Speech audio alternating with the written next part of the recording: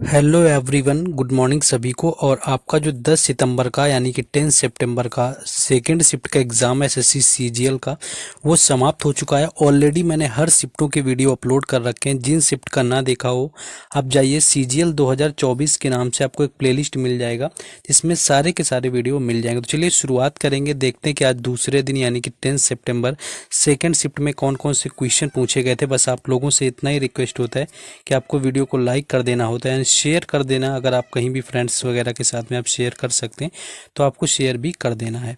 चलिए शुरुआत करेंगे बिना टाइम वेस्ट किए।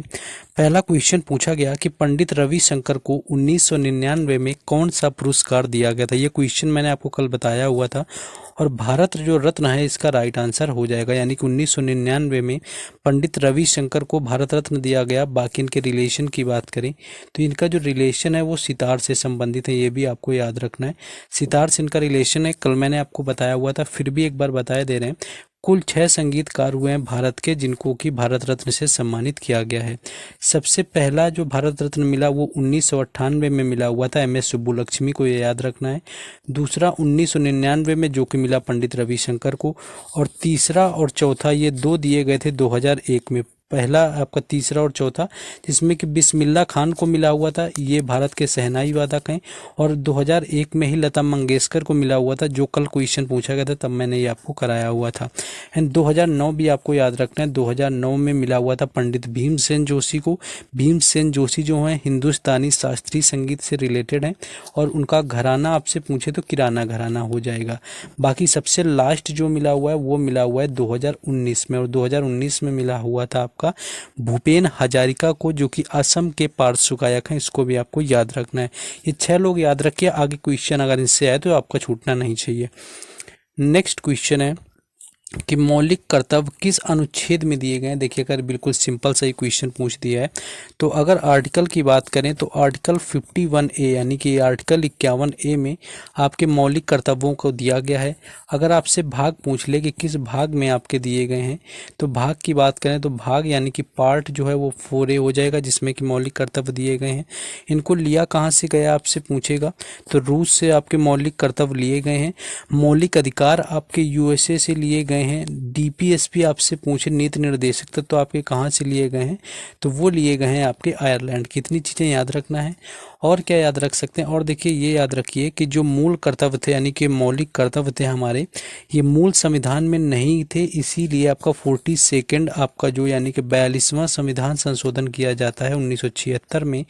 और तब आपके 10 जोड़े गए और अब उसके बाद आपका 2002 आता है और 86 नंबर का संविधान संशोधन किया गया था, तब ये 11वां आपका जोड़ा गया था। तो वर्तमान में 11 मौलिक कर्तव्य हैं। इनको जोड़ने वाली जो समिति थी वो थी सरदार स्वर्ण सिंह समिति।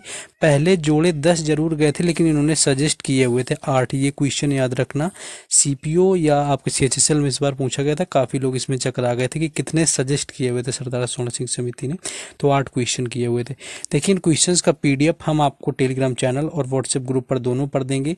व्हाट्सएप ग्रुप क्या व्हाट्सएप चैनल पर आपको जानकारी प्रोवाइड करा देंगे, दोनों की लिंक डिस्क्रिप्शन में, तो जाइए वहां से आपको जुड़ जाना है जाकर के, ठीक है।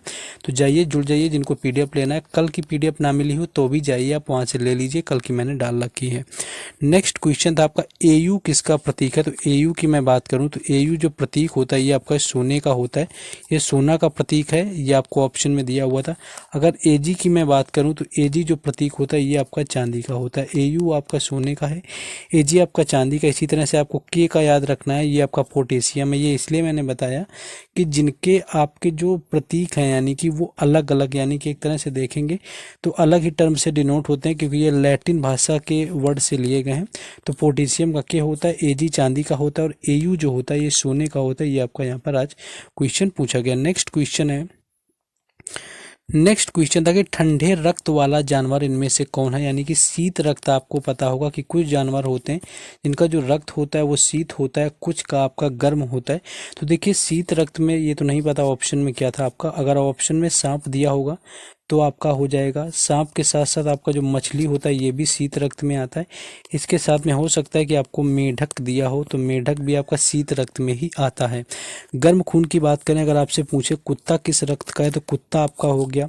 कुत्ते के साथ में जो बिल्ली हो गया, इनको अगर बात करें कुत्ते और बिल्ली की, या मनुष्य की बात करें तो ये आपके गर्म रक्त वाले जीव हैं। तो मनुष्य वगैरह यानी कि स्तनधारी वगैरह जो होते हैं वो गर्म रक्त वाले होते हैं। बाकी जैसे मेढक हो गया यानी कि सरीसृप हो गया, और उभयचर आप समझेंगे कि सरीसृप यानी कि रेप्टाइल वगैरह हो गया, और जो उभयचर वगैरह होते हैं वो आपके शीत आपके रक्त वाले होते हैं। बाकी स्तनधारी जो भी आएगा आपका गर्म रक्त वाला हो जाएगा। नेक्स्ट क्वेश्चन देखते हैं हम लोग आगे। नेक्स्ट हम लोग आगे वाले में आ जाते हैं। नेक्स्ट क्वेश्चन आपका पूछा गया था कि ISSF जो आपका इंडियन शूटिंग आपका जो फेडरेशन था, इसमें 2022 में भारत ने कितने पदक जीते। देखिए अगर ये आपका पूछा गया था ISSF जो चैंपियनशिप हुआ था, तो ये आपका काहिरा में हुआ था। और काहिरा की बात करें, काहिरा आपका कहाँ पर है, तो काहिरा जो है आपके ये मिस्र में है। ये चीज़ भी आपको याद रखना, काहिरा मिस्र में है। और इसके अंदर भारत ने टोटल 7 मेडल जीते हुए थे। 7 की मैं बात करूं, 7 में 4 आपके गोल्ड थे, 2 आपके सिल्वर थे और 1 आपका ब्रॉन्ज था। ये दोनों चीज़ें याद रखनी है। एक चीज़ मैं और बताना चाहूँ कि हो सकता है कि ऑप्शन में आपको 7 ना देके विश्व आपका ISSF का जो शूटिंग चैंपियनशिप अगर आपसे पूछा गया हो, तो फिर उसमें आपके 34 हो जाएंगे। ये आपको याद रखना, अगर शूटिंग चैंपियनशिप पूछा गया तो फिर उसमें 34 जीते हुए थे, जिसमें कि 12 गोल्ड थे आपके, 9 सिल्वर थे और 13 आपके ब्रॉन्ज थे। आपको देख लेना है क्या पूछा गया था, जिनका एग्जैक्ट एग्जाम था। और यही अगर जूनियर कैटेगरी में पूछेगा तो उसमें 33 यानी कि 33 कुल मेडल जीते हुए थे। आई थिंक ये 7 वाला ही पूछा गया होगा, क्योंकि ये पिछली बार भी एग्जाम में MTS एंड CGL दोनों में पूछा जा चुका है। 7 जो ये मेडल जीते हुए थे, 4 गोल्ड, 2 सिल्वर और 1 ब्रॉन्ज। काहिरा में हुआ था, यही पिछली बार पूछा, तो उठा के प्रीवियस ईयर का ही पूछ दिया होगा इस बार भी। तो जिन लोगों को अपना हो देख लेना क्या पूछा गया। नेक्स्ट क्वेश्चन है, एक क्वेश्चन ये आपको बताना है कि जो स्त्री पुरुष तुलना है, ये पुस्तक आपकी हुई थी कि नहीं आई हुई थी, क्योंकि पता चला है स्त्री पुरुष तुलना की बात करें तो ये जो पुस्तक है ये लिखा हुआ है ताराबाई शिंदे ने। इसको याद रखना है, अगर आपसे पूछी गई थी तो ये ताराबाई शिंदे के द्वारा लिखी गई है, जो कि महाराष्ट्र के हैं। तो इसको भी आपको देख लेना है।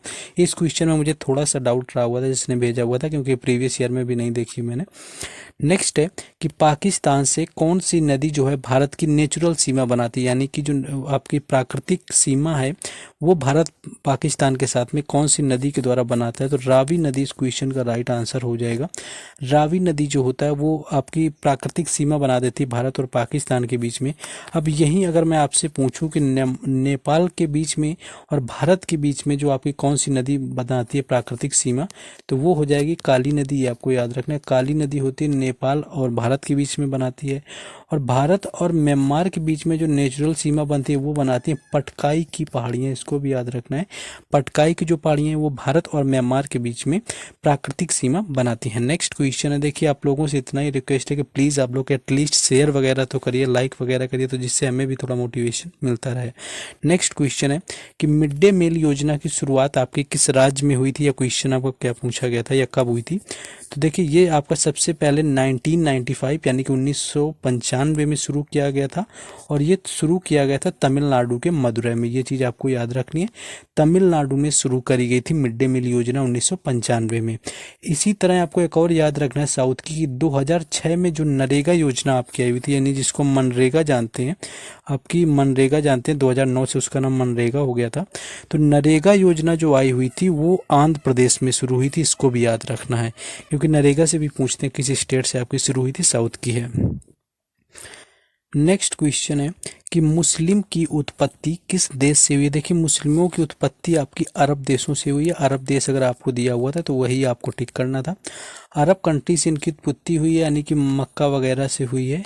तो ये आपको आई थिंक ऑप्शन में जो है अरब कंट्री वगैरह दिया होगा या अरबिया दिया होगा, तो वहाँ से आपकी जो है उत्पत्ति हुई, क्योंकि वहीं पर आपका मक्का मदीना है और वहीं से जो है पैगंबर साहब की उत्पत्ति हुई थी। ये आपको याद रखना है। तो ये आपका जो है मुस्लिम कंट्री यहाँ पर हो जाएगा। नेक्स्ट क्वेश्चन आगे हमारा, अगला क्वेश्चन पूछा गया था कि गौतमी पुत्र जो सतकर्णी थी, इसके जो आपके संस्थापक एक्चुअली नहीं पूछा गया था, ये संस्थापक नहीं पूछा होगा, ये पूछा होगा कि जो गौतमी पुत्र सतकर्णी थे इनका जो रिलेशन है वो किस आपके वंश से रहा हुआ था। तो गौतमी पुत्र सतकर्णी की बात करें तो इनका जो संबंध था वो सातवाहन वंश से रहा हुआ था और जिसकी स्थापना है वो सिमुक ने करी हुई थी। इनके संस्थापक आपको याद रखना है, पल्लव वंश का सिंह विष्णु याद रखना है संस्थापक, और सातवाहन का सिमुक हो गया, राष्ट्रकूट का जो है वो दांती दुर्ग हो गया। तो ये सातवाहन वंश के सबसे प्रभावशाली शासकों में से एक रहे हुए थे गौतमी पुत्र सतकर्णी। तो ये आपसे पूछा गया था, तो सातवाहन वंश इसका राइट आंसर हो जाएगा। और एक चीज याद रखना है कि कौन सा आपसे पूछे कि वंश आपका मात्र सत्तात्मक था, तो वो सातवाहन वंश ही था, क्योंकि इसमें माता का नाम जो है पहले आपके शासक के पहले लगाया जाता था। नेक्स्ट क्वेश्चन है, हरेला त्यौहार निम्न में से किस राज्य में मनाते हैं। तो हरेला की मैं बात करूं तो उत्तराखंड आपका राइट आंसर हो जाएगा। उत्तराखंड में आपका हरेला त्यौहार मनाते हैं। और इसी जगह में, हरेला की जगह में अगर आपका हरेली पूछा जाए तो ये आपका मनाया जाता है छत्तीसगढ़ में। ये चीज़ याद रखनी है, हरेली आपका छत्तीसगढ़ में है, हरेला जो है आपका उत्तराखंड में। तो ये चीज़ें आपको याद रखनी है, हरेला जो त्यौहार है आपका उत्तराखंड में मनाते हैं और हरेली आपका छत्तीसगढ़ में। नेक्स्ट क्वेश्चन है आगे हमारा कि द इंडियन स्ट्रगल के लेखक कौन है। द इंडियन स्ट्रगल की बात करें तो सुभाष चंद्र बोस इसका राइट आंसर हो जाएगा। यानी सुभाष चंद्र जो बोस हैं ये क्या हैं, ये आपके जो हैं आपके राइटर हैं द इंडियन स्ट्रगल के।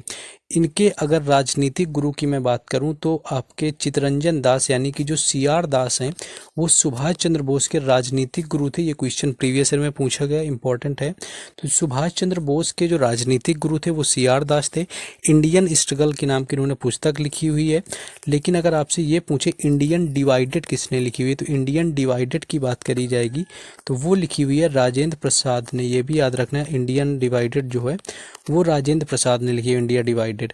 और the poverty and un British rule India की बात करें तो वो दादा भाई नौरोजी ने लिखी है। नेक्स्ट क्वेश्चन है, अंतर्राष्ट्रीय ओलंपिक समिति का गठन कब हुआ था। तो ये आपका 1894 में हुआ था। ये चीज़ आपको याद रखनी है, 1894 में अंतर्राष्ट्रीय ओलंपिक समिति का गठन किया गया था और ये एथेंस में। इसके बाद 1896 में पहली बार ओलंपिक खेले गए।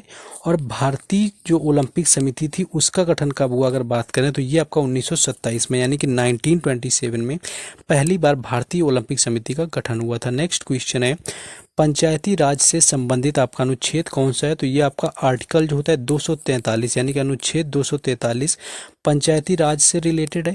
और ये पूछे कि किस भाग में दिया गया, तो संविधान के भाग 9 में पंचायती राज आपका दिया गया है। 243 ए से लेकर के 243 ओ तक आपका होता है, ये चीज़ याद रखना है। और इसको करने के लिए आपका 73वां संविधान संशोधन हुआ था जाकर के 1992 में। तो अगर आपसे पंचायती राज का संशोधन पूछे 73वां संशोधन हो जाएगा 1992 का। और भारत में जो है त्रिस्तरीय पंचायती राज की व्यवस्था है। नेक्स्ट क्वेश्चन है आपका कि सुप्रीम राष्ट्रपति के किस अनुच्छेद से सुप्रीम कोर्ट के जज की नियुक्ति करता है। तो आर्टिकल जो आपका 124(2) यानी कि 124(2) के तहत क्या होता है कि सुप्रीम कोर्ट की जजों की नियुक्ति जो होता है राष्ट्रपति करता है। इसी तरह जो आर्टिकल 217 होता है हमारा, ये क्या बताता है कि जो हाई कोर्ट के जजों की नियुक्ति होगी वो आपके सुप्रीम कोर्ट के मुख्य न्यायाधीश और राज्यों के राज्यपाल की परामर्श से जो होता है राष्ट्रपति के द्वारा किया जाएगा आर्टिकल 217 के तहत। ये आपका हाई कोर्ट में होता है। 124(2) होता है सुप्रीम कोर्ट में। 124 जो आर्टिकल होता है ये सुप्रीम कोर्ट के गठन से रिलेटेड है। और आर्टिकल 129 जो है ये आपका होता है कि सुप्रीम कोर्ट जो होता है वो एक अभिलेख न्यायालय होगा। तो ये क्वेश्चन थे, मैंने आपको करवा दिए जो भी मिले थे। बस अब आपकी रिस्पॉन्सिबिलिटी, वीडियो को लाइक करिए, शेयर करिए, चैनल को सब्सक्राइब करें। पीडीएफ टेलीग्राम चैनल और व्हाट्सएप चैनल वगैरह पर मिलेगी जिनके लिंक डिस्क्रिप्शन में दिए गए हैं, तो जाइए वहाँ से आप लोगों को जुड़ जाना है। बाकी थर्ड शिफ्ट में करवाते हैं आपको। जय हिंद।